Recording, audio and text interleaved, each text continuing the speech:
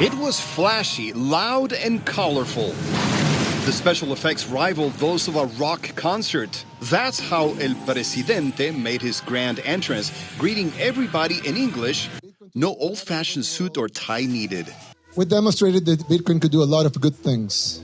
Nayib Bukele, the 40-year-old millennial president of El Salvador, told the crowd he's making his Central American nation of 6.5 million a Bitcoin nation. That was back in November, when the market cap for cryptocurrency hit $3 trillion. Bukele started promoting Bitcoin during the summer. This will generate jobs and help provide financial inclusion to thousands outside the formal economy. And in September, El Salvador became the first country to make Bitcoin legal tender alongside the US dollar. 2 months later, the president announced plans to build a city where Bitcoin would reign supreme. But not everyone has jumped on the Bitcoin bandwagon. It's supposed to be the currency right now, Bitcoin, but people are not using it. It's mostly, businesses, international businesses like Starbucks, like McDonald's that are accepting Bitcoin because, they don't want to be at default with the policies of the government. And the government has gone all in, buying up more than 2,300 Bitcoins since September to the tune of more than $103 million. The problem is that in the same period, the cryptocurrency has lost more than 35% of its value, meaning the Salvadoran taxpayers are tens of millions of dollars in the red thanks to their president's investment strategy.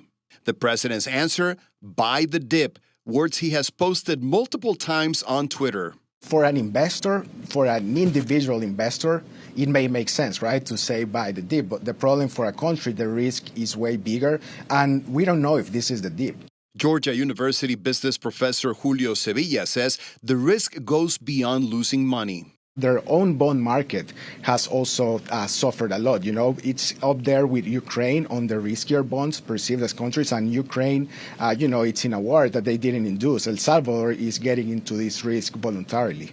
On the one hand, El Salvador is making a risky investment. On the other, the small Central American country is counting on help from the International Monetary Fund to repay government bonds worth $800 million. The bonds are due in January, and this burden is in addition to other financial obligations. How big is the risk of default? If the president keeps on buying as Bitcoin goes down, I think the risk of default may be larger because at some point the IMF is going to say, no, we cannot loan you money. You're not doing things the right way. Sevilla says he still expects El Salvador to get financing, but if its president continues to double down on risky investments, he says default is a very real possibility, and Bukele's dream of making his country a Bitcoin nation could become a mirage.